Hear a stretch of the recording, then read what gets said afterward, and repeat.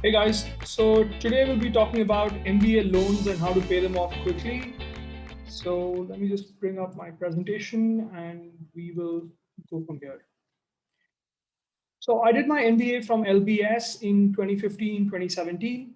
And in this presentation, we'll go through some of the strategies that I employed to pay off my student loan within 3 years. So today we'll be covering the following. Number one, cost of a top MBA, evaluating if it's actually worth doing one, both quantitatively as well as qualitatively. And finally, the most important takeaway from this session is strategies to repay your loan quickly. So I'm going to try and be real quick in the video itself. So first slide, what are the biggest costs associated with an international MBA? So here are some of the big buckets: tuition, fees, living costs, healthcare, materials. I've given source link to a source where you can go deeper into these things. Just to put things into perspective, here you've got some real numbers from, I believe, last year. So MIT Sloan is apparently the most expensive MBA with nearly $237,000. Then you've got Stanford, Wharton, Harvard, all over 200K. And then UC Berkeley Haas, this is where I did my exchange, amazing school. So that's just less than 200K. And LBS is around 174 in dollars. Okay, so the most important questions are as follows. First, should I even be doing an MBA? There are a few ways to look at it. One of them is expected future income. As amazing as MBA programs are, unfortunately, you have to have your return on investment mindset because it's huge income, it's huge amount of investment, both time and money from your part. So number one, does your debt load make sense given your expected post MBA income? So if you're taking 250K as dollars as total loans, then you should be able to make enough so that you can afford the monthly loan payments. Otherwise, it's going to be super stressful. Second question, are you going to do something off the beaten track, such as starting a business, going for non-profit, social sector, or are you at a stage in life where you think immediately after the MBA you'll be buying a new home or starting a family?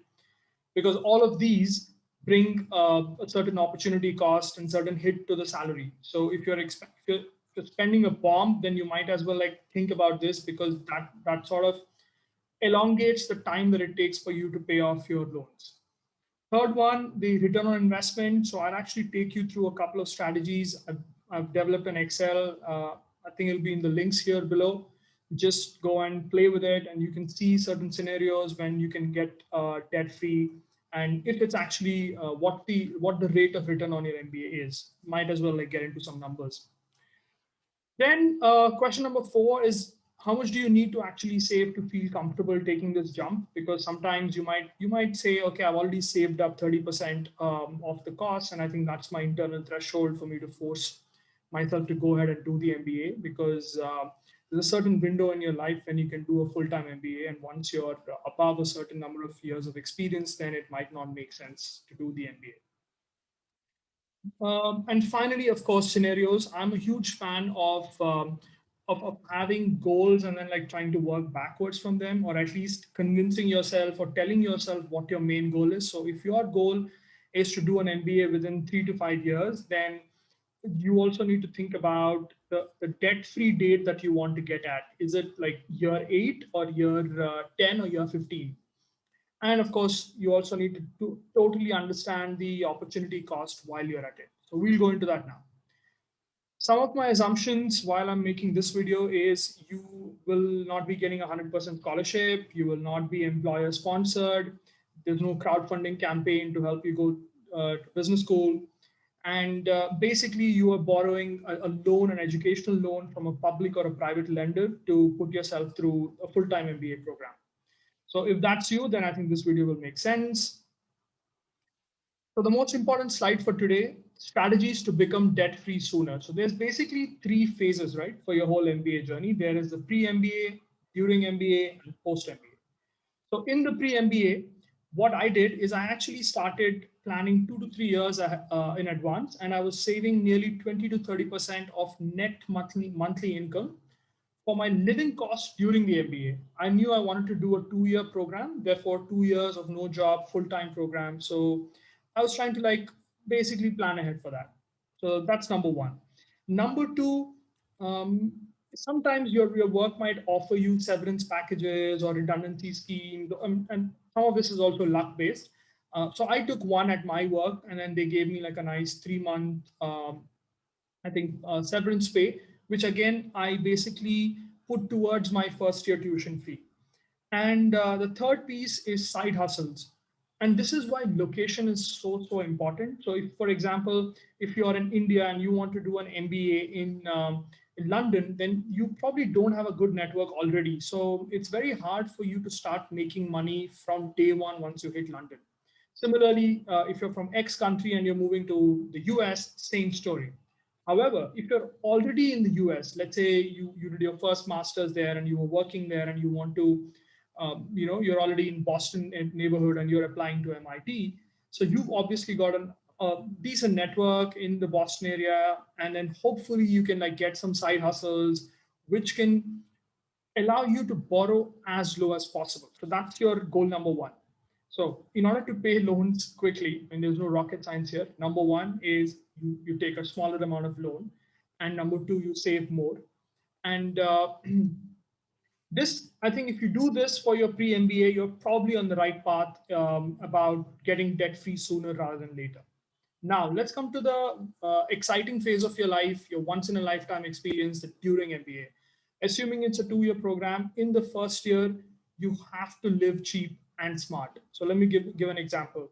When I was doing the MBA at LBS, I could either stay in an 800 pound per month flat or a 1200 pound per month flat. I obviously picked the lower one, smallest room among all my peers. And I was, again, within the radius that is close enough for you to attend all the networking events at school. So that's the smart part. And by just saving 400 pounds per month, that was almost like 5,000 pounds a year, which was basically 25% of my first year tuition fee. So already, again, trying to like borrow low or trying to help my living costs get stretched even more. Then number two is you need to be absolutely disciplined. So definitely try and minimize your costs. Live cheap. It's okay, and you will have to make certain compromises. Your classic ones are you can't go on every single trek out there, and even if you do, some hints are try and do a shadow trek or try and not do the official trek because sometimes the official treks are like $5,000, $10,000. So, but you can like a bunch of you cheapos or other people who are not blessed enough to have company sponsor them can actually make a small group together and then do a shadow trek, which is like 50% of the cost or 70% of the cost. And in your second year, start doing internships. In fact, this kind of connects to your location in a way because in my first year, I actually started my company and then we raised some money. I was paying myself a stipend for working in the company. And similarly, if you're already from a location where you've got a good network, then you'll be able to quickly start making some money using your newly developed skill set during B school in the first quarter or the first 2 terms, and start like adding a little bit of chipping away a little bit at the loan. In your second year, this is like the most important year. If you want to get debt free soon, I think whatever you do in your second year really matters. So do as many internships as you can. I know that the second year, the study load goes down significantly across most programs. I mean, the whole point is for you to like discover yourself, network, um, try out multiple industries, but make sure you're trying making money while you're exploring. And so you can obviously like teach GMAT classes on the weekend if you've got the time and the energy, or if you want to like do tiny consulting projects on the side. Again, given your industry background, because you would already have 4 to 5 years of work experience anyway.